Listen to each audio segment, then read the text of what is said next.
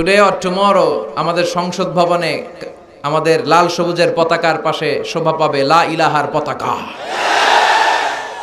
এটা আমাদের বিশ্বাস, এটা আমাদের স্বপ্ন। আমরা ইসলামকে একটা বিজয়ী শক্তি হিসেবে দেখতে চাই। বিশ্বনবীকে আল্লাহ তাআলা অনেক দায়িত্ব দিয়ে পাঠিয়েছেন। প্রাইম রেসপন্সিবিলিটি দায়িত্ব হচ্ছে লিউযহিরাহু আলা দ্বীনি কুল্লি। পৃথিবীতে মানব রচিত যত মত, যত পথ, যত কথা, যত আইডিওলজি, যত ডক্ট্রিন আছে সব কিছুর কবর রচনা করে ইসলামের পতাকা উড়াইয়া দিতে হবে। এটা বিশ্বনবীর প্রাইম রেসপন্সিবিলিটি। এই দায়িত্ব নিয়ে বিশ্বনবী এসেছেন। আমরাও যেন ওই পথের পথিক হতে পারে, আল্লাহ তৌফিক দাও। আমি এই বইটা থেকে কিছু কথা বলবো। আমরা বক্তারা এই বইটা থেকেই কথা বলি। বলেন তো বইটার নাম কি? এই কোরআনে কোনো ভুল আছে? সন্দেহ আছে? সংশয় আছে? প্রতিদিন এই বইটা একটু একটু তেলাওয়াত করবেন তো? ইনশাআল্লাহ পড়েন। প্রতিদিন একটু একটু করে হলেও এই কোরআনের বঙ্গানুবাদ পড়বেন তো? ইনশাআল্লাহ পড়েন। আমরা কোরআনের অর্থ বুঝি না, ফলে কোরআনের কথাগুলো আমাদের হৃদয়ে টাচ করে না।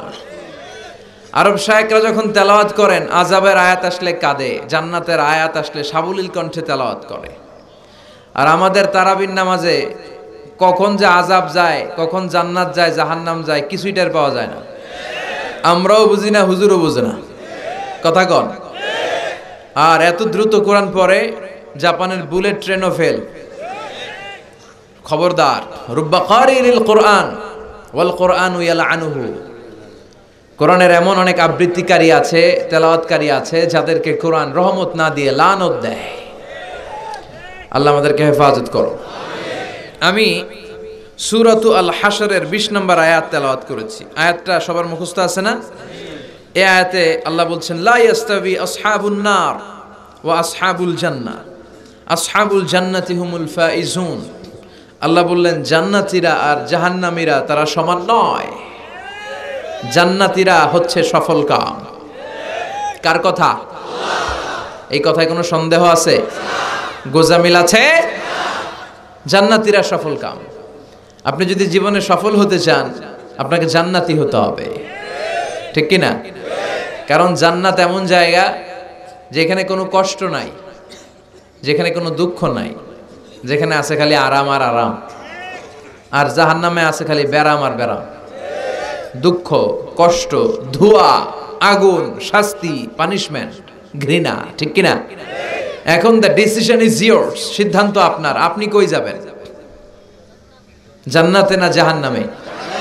চিল্লায় বলেন, কোথায় যাবেন?